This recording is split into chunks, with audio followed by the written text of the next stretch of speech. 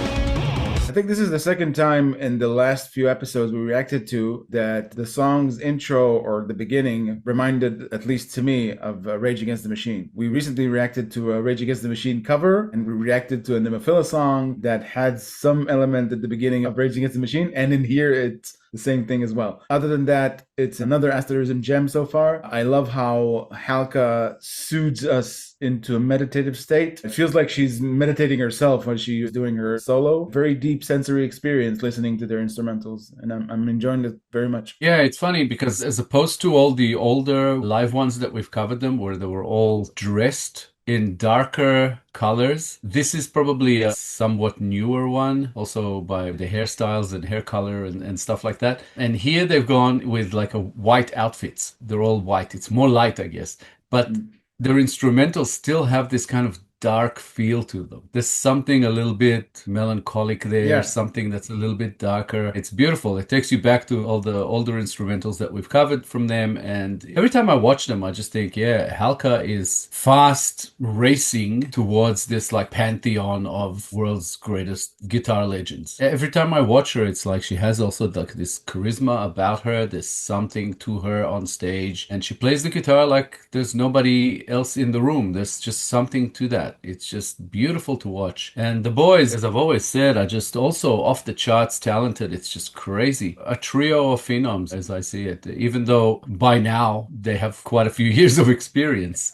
Yeah. They're still very young and still a long, long way to go. Amazing. Yeah. I love the whole mood setting theme in the song. Almost like it's proclaimed, this is not meant to uplift you. This is meant to have you dig deeper into your emotions and just be with us in this moment as we take you on this journey. I don't know what brought on this piece, but it feels like, as you said, that it comes from somewhat of a melancholic, more serious place. At least where Halka is concerned, because we can see that she's in a different place.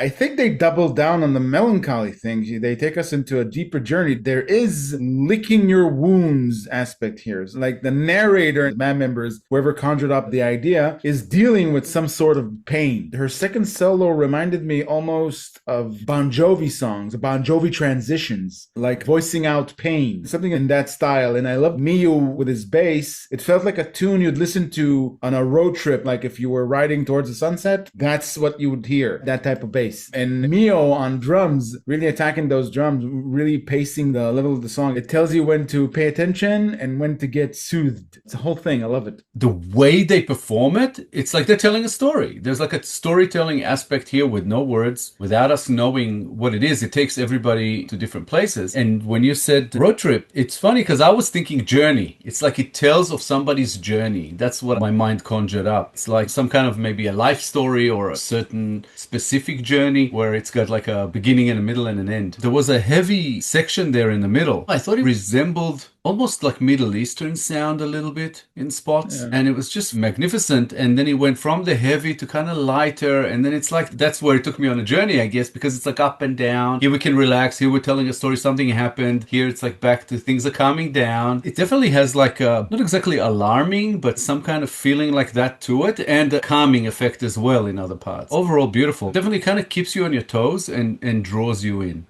Yeah. Kind of curious to find out what's behind this piece.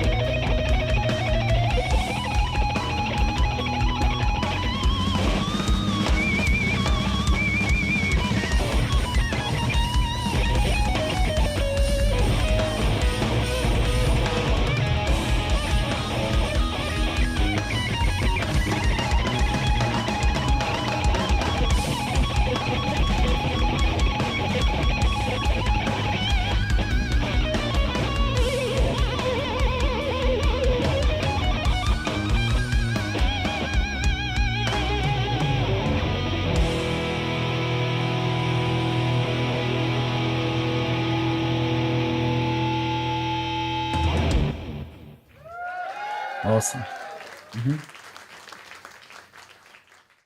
Halka's last solo, it was like a distilled pain transferred through her instrument. It's not exactly similar, but it did remind me of Led Zeppelin's Since I've Been Loving You. Some of the transitions there, the way she played, reminded me of that song. I think it's personal to Halka, this particular piece. Yeah, it's funny. Like, I assume that everybody gets something different from this because there's no lyrics. It's got to be personal to the listener as well. It's got to take you on a journey that brings out something from inside you. Like, you felt pain in that part. And to me, it just said some kind of turmoil. And it's just beautiful that it can do that, that they can do that with their instrumentals. Halka is just world class, just one of the best, which got me thinking as we were watching. And I'm like, well, you know, we've been watching these Japanese bands now for 3 years or so. And already there's at least 5 or 6 guitarists in there that I consider to be some of the best I've ever seen. That's amazing all on its own. There's something about ASTERISM instrumentals. I connect more with this type of music from them than I do with the songs that have lyrics that have a little bit of an element of pop in them, more so than the instrumentals. The instrumentals have a darkness that their other songs don't seem to so far. I mean, we've only done about 3 maybe with lyrics, so I'm not 100% sure, but from our experience, I'm talking. So far, I like everything that they've done, but I do prefer the instrumentals. There's just, they compose some amazing, amazing stuff.